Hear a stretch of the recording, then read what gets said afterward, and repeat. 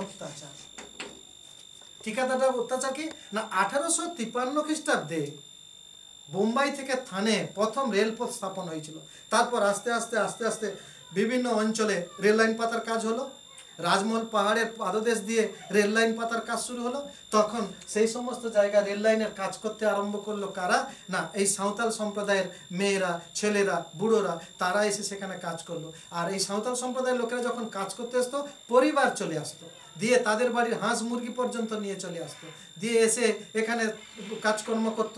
সেই কাজকর্ম করার ফাঁকে কি করত, তাদের হাঁস মুরগি জমিদাররা, তাদের হাঁস মুরগি মহাজনরা, তাদের হাঁস মুরগি ঠিকাদাররা তাদেরকে কাজ করতো, তাদের কাছ থেকে হাঁস মুরগি কেড়ে নিত, এমনকি বাড়ির মা বোনেদের উপর চরম নির্যাতন করত। ফলে এই সমস্ত নানাবিধ শোষণের বিরুদ্ধে সেখানে যখন বিচারের বাণী নীরবে নিভৃতে কাঁদে, তারা যখন বিচার চাইলেও কোনো জায়গায় বিচার নেই, কারণ রক্ষকই তো ভক্ষক। যারা যে ব্রিটিশ সরকার মানুষকে রক্ষা করার কথা তারাই তো আজকে ভক্ষকের ভূমিকা নিয়েছে, সুতরাং তারা কি বিচার করবে? তাই বিচারের বাণী নীরবে নিভৃতে কাঁদত।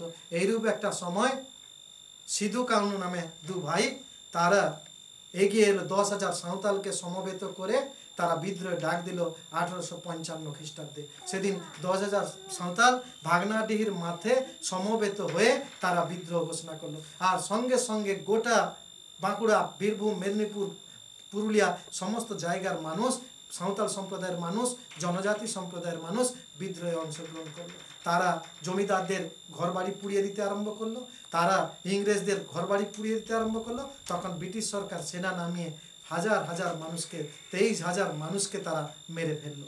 ফলে সাঁওতাল বিদ্রোহ সেখানে ব্যর্থ হয়েছিল। তা সাঁওতাল বিদ্রোহ ব্যর্থ হলেও ব্রিটিশ সরকার উপলব্ধি করেছিল এই যে সহজ সরল জনজাতির মানুষ হঠাৎ করে কেন ক্ষিপ্ত হয়েছে, তার জন্য কমিশন বসিয়েছিল। কমিশন বসানোর পর উপলব্ধি করেছিল, সেটা আমরা বলছি ফলাফল বা গুরুত্বের বেলা। তা ফলাফলের ফলাফলটা কি ছিল দেখো এরপরে। তাহলে আমাদের 5 মার্কের হয়ে গেল বিদ্রোহের কারণ।